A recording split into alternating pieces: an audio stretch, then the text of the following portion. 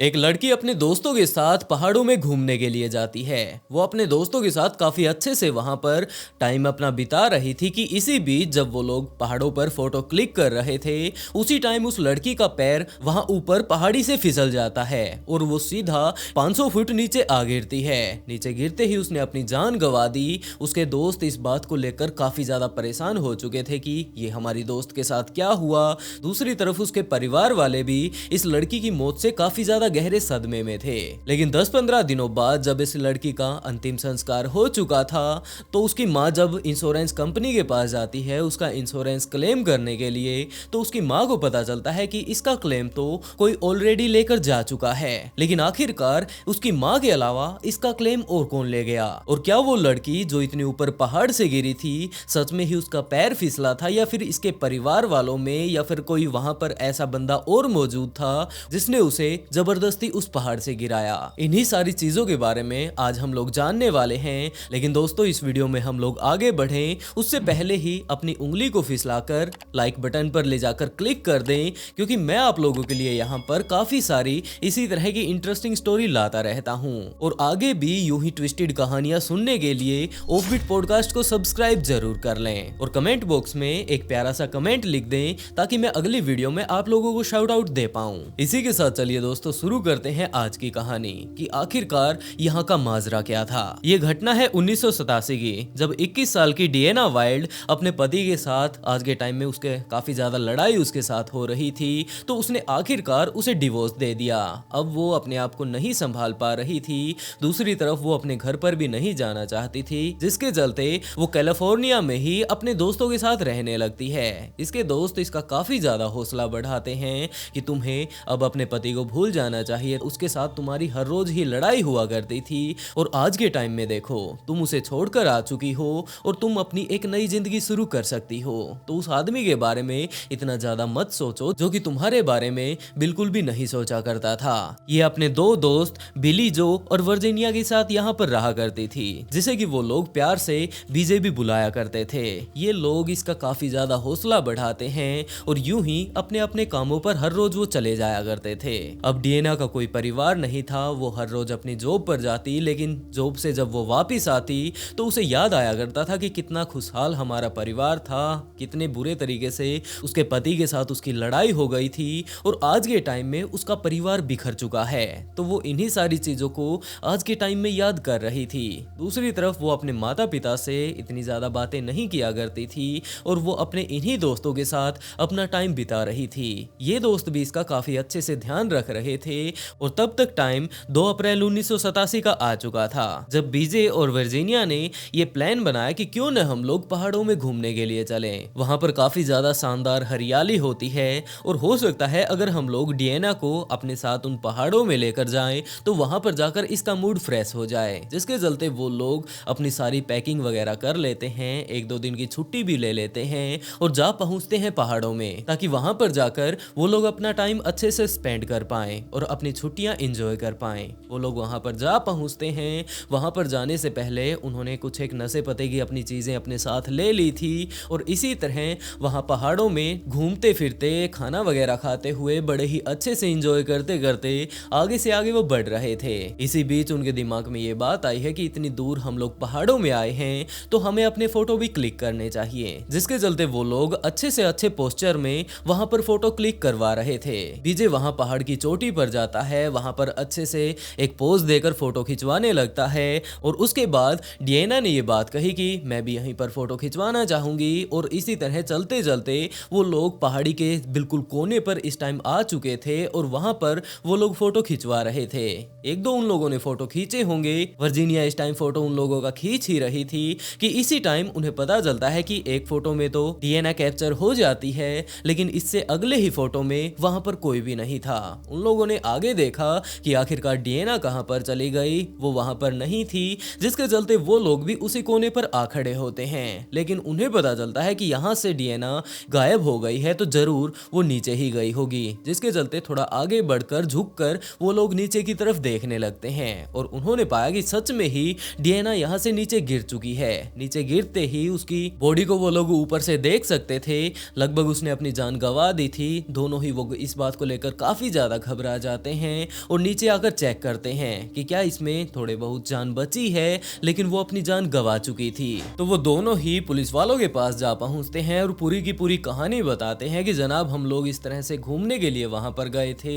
लेकिन वहां पर जाकर हमारे साथ कुछ ऐसी घटना घट गई। पुलिस वाले वहां पर आ पहुंचते हैं और डिएना की बॉडी को अपने कब्जे में ले लेते हैं। वो लोग उसकी बॉडी को पोस्टमार्टम के लिए भेज देते हैं और ये बात बीजे और वर्जीनिया से डिटेल से पूछने लगते हैं कि आखिरी टाइम में यहाँ पर घटा क्या था। तो उन दोनों ने ही ये सारी बातें डिटेल से बता दी। दूसरी तरफ डिएना के पेरेंट्स को जब इस बारे में पता चलता है तो वो लोग भी वहां पर आ पहुंचते हैं। वो लोग अब काफी ज्यादा गहरे सदमे में थे कि आखिरकार उनकी बेटी के साथ क्या हो गया। कुछ एक दिनों पहले तो इसका डिवोर्स हुआ था अपने पति से, ये उसी गम से आज के टाइम में नहीं उभरी थी, लेकिन आज अगर देखा जाए तो इसने अपनी जान भी गंवा दी है और अब उसके परिवार वाले भी काफी ज्यादा गहरे सदमे में गए हुए थे। अब वो बिल्कुल भी समझ नहीं पा रहे थे कि करें तो वो क्या करें, क्योंकि उनकी बेटी ने तो अपनी जान गंवा दी है। डिएना की पोस्टमार्टम रिपोर्ट जब आती है तो पुलिस वालों ने देखा कि इसे काफी ज्यादा गहरी चोटें लगी हुई हैं। जब ये पहाड़ी के ऊपर से नीचे गिरी थी तो इसके शरीर पर काफी जगह पर पत्थर लगे थे और काफी सारे पत्थरों के ऊपर इसका शरीर जाकर गिरा था, जिसके कारण इसके शरीर में काफी सारे फ्रैक्चर हो चुके हैं। लेकिन अजीब बात यह थी कि आखिरकार इन सारे फ्रैक्चरों के कारण इसके उंगलियों पर चोट कैसे आई होगी, क्योंकि इसकी उंगलियों पर भी काफी सारी गहरी चोटें लगी हुई थी और इतनी ऊपर से कोई व्यक्ति अगर गिरता है तो उसके शरीर के अलग अलग हिस्सों पर चोट लगती है। ये कोई बड़ी बात नहीं है, लेकिन वो आमतौर पर या तो कमर में लगती है या फिर थाई पर लगती है और किसी हैवी जगह पर लगती है। ये नहीं कि ऊपर से कोई व्यक्ति गिरा है तो उसकी उंगलियां भी टूट जाएंगी। तो पहले तो पुलिस वालों ने इस बात पर ज्यादा ध्यान नहीं दिया कि पता नहीं ये किस पोस्चर में ऊपर से पड़ी होगी और हो सकता है एक दो पत्थर भी ऊपर से इसके साथ ही गिरा हो और उसी के कारण इसकी उंगलियां भी टूट गई होंगी। पुलिस वाले इस केस को यूं ही नॉर्मल केस समझ बैठते हैं, लेकिन इस घटना के लगभग 10-15 दिनों बाद जब ये सारा मामला शांत हो चुका था, उसका फ्यूनरल वगैरह अच्छे से मना लिया गया था, तो डिएना की माँ इंश्योरेंस कंपनी में जाती है क्योंकि उसकी बेटी का इंश्योरेंस करवाया गया था और आज के टाइम में उसी के पैसे लेने के लिए वो वहां पर गई थी। लेकिन जब उसकी माँ इंश्योरेंस कंपनी में पहुंचती है तो उसे पता चलता है कि इसके क्लेम के पैसे पहले ही कोई लेकर जा चुका है और ये बात काफी ज्यादा अजीब थी कि ये पैसे ना तो उसके पिता क्लेम करके लाए हैं, ना ही उसके भाई बहन लेकर आए हैं, तो आखिरकार वो पैसे कहां पर गए। ये चीजें पता चलते ही वो पुलिस वाले के पास जा पहुंचती है और वहां पर जाकर पूरी बातें डिटेल से बताती है कि जनाब इस लड़की का इंश्योरेंस करवाया गया था, लेकिन आज के टाइम में जब मैं वहां पर पहुंचती हूँ इसके इंश्योरेंस के पैसे लेने के लिए, तो पहले ही कोई बंदा वहां पर आकर इसके पैसे लेकर जा चुका था। वहां पर साइन भी मार रखे थे, लेकिन वो साइन हमारे नहीं थे, मानो किसी ने हमारे साइन कॉपी करने की कोशिश की हो, जिसके चलते पुलिस वालों के दिमाग में अब ये बात आने लगी कि ये इंश्योरेंस के पैसे सिर्फ वही बंदा लेकर जा सकता था जिसको इस बारे में पूरी डिटेल से पता हो कि इसका इंश्योरेंस करवाया गया था और इसके साथ साथ वो आप लोगों के सिग्नेचर को भी जानता हो। तो पुलिस वाले इस केस के ऊपर अच्छे से इन्वेस्टिगेशन करने लगते हैं, लेकिन पुलिस वालों को कोई अंदाजा नहीं था कि इस फ्रॉड के पीछे कौन हो सकता है। लेकिन जब पुलिस वालों को कोई भी क्लू नहीं मिल रहा था तो वो लोग इंश्योरेंस कंपनी वालों के पास जा पहुंचते हैं और उन्होंने ये बात पूछी कि जो ये बंदा पैसे यहाँ से लेकर गया है। इंश्योरेंस कंपनी वालों ने कहा कि जनाब यहाँ पर काफी सारे लोग हर रोज या तो इंश्योरेंस करवाने के लिए आते हैं या फिर क्लेम करने के लिए आते हैं, इस बारे में तो हम लोग अच्छे से आपको कुछ भी नहीं बता पाएंगे। लेकिन पुलिस वाले जब इन ऑफिसर्स के ऊपर थोड़ा दबाव बढ़ाने लगते हैं और ये पूरी की पूरी बातें बताते हैं कि कुछ इस तरह से कोई फ्रॉडी बंदा आकर इसके पैसे लेकर जा चुका है और आप लोगों ने इसके ऊपर ध्यान नहीं दिया है, तो वो लोग भी एक्टिव हो जाते हैं कि क्या इस तरह से कोई नकली बंदा इसके पैसे कैसे लेकर चला गया, और वो लोग भी पूरा का पूरा कोऑपरेट पुलिस वालों का करने लगते हैं। इसी बीच पुलिस वाले डिएना की पूरी फैमिली के फोटो वहां पर लेकर आते हैं, उसके यार दोस्तों के फोटो लेकर आते हैं और इसके साथ साथ बीजे और वर्जीनिया के भी फोटो लेकर आते हैं और ये बात पूछी कि क्या आप लोग इनमें से किसी व्यक्ति को जानते हैं। तो कुछ एक ऑफिसर्स ने वहां पर बीजे और वर्जीनिया को पहचान लिया और ये बात कही कि हाँ जनाब, ये लोग यहाँ पर कुछ एक दिनों पहले ही आए थे और इन्होंने एक पॉलिसी को क्लेम किया था। जब पूरी की पूरी वो लोग डिटेल निकालते हैं कि किस दिन वो लोग आए थे, यहाँ पर साइन किस दिन हुए थे, वो ऑफिसर जिन्होंने कि उसे पैसे दिए थे, जब वो सामने आते हैं तो उन्होंने ये बात कही कि हाँ, ये जो इस लड़की के पैसे हैं यही लोग लेकर गए हैं। पुलिस वालों को जैसे ही पता चलता है कि यही दोनों वो बंदे थे जो कि आखिरी टाइम में इसके साथ मौजूद थे, लेकिन ये तो परिवार के लोग भी नहीं हैं, आखिरकार ये इसके पैसे को क्यों क्लेम करके लेकर गए हैं, तो पुलिस वाले उनके बारे में और ज्यादा अच्छे से छानबीन करने लगते हैं कि आखिरकार ये लोग कौन हैं और इनका इतिहास कैसा रहा है। और जब पुलिस वालों ने पूरी अच्छे से डिटेल छान मारी तो उन्हें पता चलता है कि ये वर्जीनिया नाम की महिला है, ये कोई आम महिला नहीं है, जबकि इसका एक काफी ज्यादा लंबा रिकॉर्ड रह चुका है। 1972 में इसने अपनी बेटी का एक्सीडेंट जाकर क्लेम किया था, जिसमें इसे लगभग $35,000 मिले थे। उसके बाद 1974 में इसके पति सेल्वेटर की भी पता नहीं अजीबोगरीब तरीके से मौत हो जाती है, जैसा कि इंश्योरेंस वाली फाइल में लिखा हुआ है, और उसके नाम के भी ये $35,000 यहाँ से क्लेम करके लेकर गई थी। उसके बाद 1986 में इसकी माँ भी यूं ही पता नहीं किस तरह से एक्सपायर हो जाती है, अभी तक वो एक्सप्लेन नहीं हो पाया, लेकिन एक ट्रेजेडी में उनकी भी मौत हो जाती है। और इसके अलावा जो सबसे खास बात है वो ये कि आज तक ये जिस घरों में रही है, 5 से 6 लगभग ये घर बदल चुकी है, लेकिन उनमें से 3 से 4 घरों में काफी ज्यादा भयंकर आग लग गई थी। और उससे भी ज्यादा जो मजेदार बात है वो ये कि इसने उन सारे ही घरों का उस टाइम इंश्योरेंस करवा रखा था, वहां से भी उसे काफी अच्छी रकम मिली थी। और जो सबसे खास बात है वो ये कि जो इसके ये 3-4 घर थे जिनमें आग लग गई थी, यहाँ पर रहने वाले जब भी ये उन घरों में रहा करती थी, इनके आस पड़ोस में रहने वाले लोगों की मौत हो जाया करती थी। और वहां पर भी पैसे क्लेम करने के लिए कोई और नहीं जाया करता था, जबकि वर्जीनिया ही जाया करती थी। इसने काफी सारे अपने पड़ोसियों को भी निपटाया है, अपने घरों में आग लगाई है, अपनी खुद की बेटी को इसने नहीं छोड़ा, जरूर इसने ही उसे मारा होगा। इसके अलावा अपने पति को और अपनी माँ को भी इसने निपटा दिया है। और इन सारी ही चीजों में एक यूनिक जो बात रही थी वो ये कि इन सारे ही चीजों के इसने इंश्योरेंस $35,000 के करवा रखे थे, क्योंकि ये इतनी ज्यादा बड़ी रकम नहीं है कि वो पॉलिसी वाले इनके घर पर आए, छानबीन करें और ज्यादा से ज्यादा टाइम खराब करें, जिसके चलते एक छोटी सी रकम सोचकर वो लोग सीधा इसे क्लेम कर दिया करते थे और वर्जीनिया को पैसे मिल जाया करते थे। ये सारी चीजें पता चलते ही वो लोग वर्जीनिया और बीजे के पास जा पहुंचते हैं और उन्हें अपनी हिरासत में ले लेते हैं। उनसे जब पूछताछ की जाती है तो बीजे ने साफ इनकार कर दिया कि जनाब,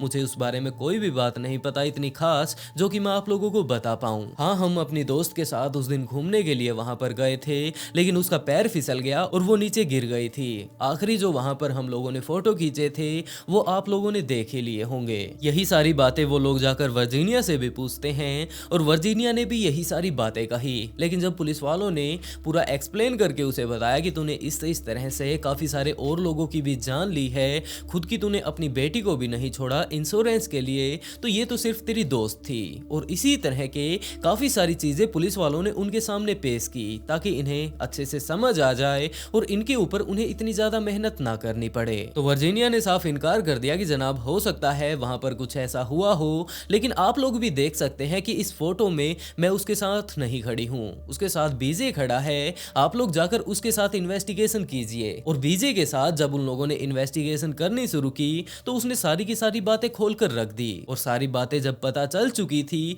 तो पुलिस वाले वर्जीनिया के पास आ पहुंचते हैं और उन्होंने बताया कि बीजे हमको बता चुका है कि इस सारी ही चीजों के पीछे तुम ही थी। तो वर्जीनिया ने यही कहा कि चलो ठीक है, मान लिया कि मैं ही इन सारी चीजों के पीछे हूँ, तो आप लोग इसे साबित कैसे करेंगे, क्योंकि इन दोनों की ही जो आखिरी फोटो यहाँ पर खींची गई है इसमें भी मैं यहाँ पर नहीं खड़ी हूँ। हाँ, बीजे वहां पर खड़ा है और मैं ये बात कोर्ट में बोल दूंगी कि वो झूठ बोल रहा था। तो पुलिस वालों ने एक अलग ही तरकीब अपनाई। उन लोगों ने कहा कि जिस टाइम तुम लोग वहां पर गए थे, शाम का टाइम था और सूरज तुम्हारे पीछे था, तुम लोग जिस तरफ खड़े थे परछाई उसकी उल्टी जा रही थी और तुम्हारी परछाई इस फोटो में आई हुई है। तो टाइम देखकर, एंगल देखकर इस जो परछाई वाला प्राणी खड़ा है यहाँ पर, इसकी हम लोग हाइट निकाल सकते हैं। हाइट निकाली गई और उससे पता चला कि इस आदमी की जिसने की ये फोटो खींचा है इसकी हाइट 5 फुट 6 इंच है और वैसे इसके बड़े बड़े बाल दिखाई दे रहे हैं यहाँ पर परछाई में, तो ये कोई महिला ही होगी। और जब वर्जीनिया की हाइट नापी जाती है तो ये उतनी ही थी, जिसके चलते पुलिस वालों ने कहा कि बीजे भी अब तुम्हारे खिलाफ है और सारे ही सबूत हम लोगों ने इकट्ठा कर लिए हैं, तो आराम से अब तुम अपने ही मुंह से ये सारी चीजों को कबूल कर लो। जिसके बाद उसने ये बात कबूल की कि हाँ, मैंने ही अपने सारे के सारे रिश्तेदारों को निपटाया था, अपने पड़ोसियों को निपटाया था, इसके साथ साथ मेरा जो घर था, जो मैंने इतने सारे घर बदले थे, उन सारे ही घरों को मैंने जलाया था और आज के टाइम में डियाना ने जो अपनी जान गंवाई है वो भी मेरे कारण गंवाई है। और उसके बाद उसने पूरी ही डिटेल बताना शुरू की कि आखिरकार वहां पर हुआ क्या था। उसने बताया कि जनाब कुछ एक दिनों पहले ही मेरी दोस्त डियाना का डिवोर्स हुआ था। वो इस चीज को लेकर हद से ज्यादा परेशान थी कि वो अपने पति के साथ कितना अच्छे से रहा करती थी, अगर वो उसके साथ लड़ाई ना करती तो ये काफी ज्यादा अच्छा होता, उसके साथ उसका डिवोर्स ना होता और उसकी खुद की एक हैप्पी फैमिली होने वाली थी। वो इस चीज से काफी ज्यादा परेशान थी। अब ज्यादा से ज्यादा टाइम वो अपना टाइम पास करने के लिए ऑफिस में बिताने लगी थी और दूसरी तरफ मेरे पास भी पैसे खत्म होते जा रहे थे। तो मेरे दिमाग में यही बात आई कि क्यों न मैं इस लड़की का इंश्योरेंस ले लूं, जिसके चलते मेरे पास फिर से पैसे हो जाएंगे और कुछ एक दिन तो मेरे आराम से बीत ही जाएंगे। जिसके चलते मैंने डीजे को इस बारे में बताया पूरी डिटेल से और डीजे भी इस बात के लिए मान जाता है क्योंकि मैंने ये बात सोची थी कि इसे भी कुछ एक मैं पैसे दे दूंगी। जिसके चलते हम लोगों ने पूरा प्लान बनाया। हम लोग काफी सारी नशे की चीजें लेकर डियाना को लेकर पहाड़ों में घूमने के लिए जाते हैं। हम लोगों ने डियाना को यही बात कही थी कि हम लोग वहां पर घूमने के लिए जाएंगे, तुम्हारा मूड फ्रेश हो जाएगा और यही सारी बातें सोचकर डियाना भी हमारे साथ चल पड़ती है। हम लोग जैसे ही वहां पर पहुंचते हैं, पहले 1-2 दिन तो हम लोग अच्छे से एंजॉय करते हैं, बीच बीच में हम लोग काफी सारा नशा भी कर रहे थे और इसी तरह जब मजे से टाइम हम लोग बिता रहे थे, डियाना भी अब काफी ज्यादा खुश होती जा रही थी क्योंकि यहाँ पर आकर उसे काफी ज्यादा अच्छा महसूस हो रहा था। बीच बीच में हम लोग फोटो भी खींच रहे थे, काफी ज्यादा अच्छे अच्छे पोज वहां पर बनाकर कि इसी बीच बीजे वहां पर पहाड़ी के काफी ज्यादा कोने पर जाकर खड़ा हो जाता है और मैंने ये बात कही कि यहाँ से तो काफी ज्यादा अच्छा फोटो आ रहा है। ये बात सुनकर डियाना भी वहां पर जा खड़ी होती है बीजे के साइड में ही और वो दोनों फोटो खिंचवाने लगते हैं। मैंने उन दोनों की फोटो खींची और उसके बाद बीजे ने उसे उठाकर नीचे फेंकने की कोशिश की, लेकिन जब वो उसे नीचे फेंक रहा था तो डियाना वहीं पर घूमकर उसी पहाड़ी से लटक जाती है और वो ये बात कहती है कि आखिरकार ये दोनों ये सब क्या कर रहे हैं। उन लोगों ने ज्यादा कुछ नहीं कहा, सिर्फ और सिर्फ वहां साइड में रखा हुआ एक पत्थर उठाया और उसके हाथों पर मारना शुरू कर दिया। जब उसके हाथों पर चोट लग रही थी, पत्थर वो लोग जोर जोर से मार रहे थे, तो उसकी उंगलियां टूटने लगती हैं और अब उसकी पकड़ खत्म हो चुकी थी तो वो सीधा ही नीचे जा गिरती है। बाद में जो पुलिस वालों को पोस्टमार्टम के बाद रिपोर्ट मिली थी उसमें ये बात पता चलती है कि ये नशे में थी और दूसरी तरफ इसकी उंगलियों में भी चोटें लगी हुई थी। इस बात को जानकर पुलिस वालों ने ये बात हमसे पूछी थी कि आखिरकार इसकी उंगलियों में चोट कैसे लगी थी, तो हम लोगों ने साफ इनकार कर दिया कि इस बारे में तो हमें नहीं पता। और पुलिस वालों ने भी यही अंदाजा लगाया कि जरूर ये ऊपर से गिरी थी तो शायद इसके ऊपर कोई पत्थर वगैरह गिर गया होगा और उसके बाद इसके हाथों की उंगलियां टूट गई होंगी। और जो नशे वाली बात थी उसके बारे में तो हम लोगों ने पहले ही बता दिया था कि हम लोग यहाँ पर ड्रिंक करके आए थे, यहाँ पर अच्छे से अपना टाइम बिता रहे थे, लेकिन उसके बाद ये सब हो गया। पुलिस वालों ने भी यही सोचा कि शायद ये सारे ही लोग उस टाइम नशे में रहे होंगे और ये लड़की इसी तरह बिल्कुल कोने पर खड़ी थी और वहां से चक्कर खाकर ये नीचे गिर पड़ी। जिसके बाद पुलिस वालों के सामने ये पूरा ही केस खुलकर आ चुका था और जैसे ही ये सारी बातें पुलिस वालों को पता चलती हैं तो उन्होंने बीजे और वर्जीनिया को अपनी गिरफ्त में ले लिया और ले जाकर कोर्ट में पेश किया। कोर्ट में जब जज ने उनके ऐसे कारनामों के बारे में सुना तो उन्हें उम्र कैद की सजा सुना दी, वो भी बिना किसी पैरोल के।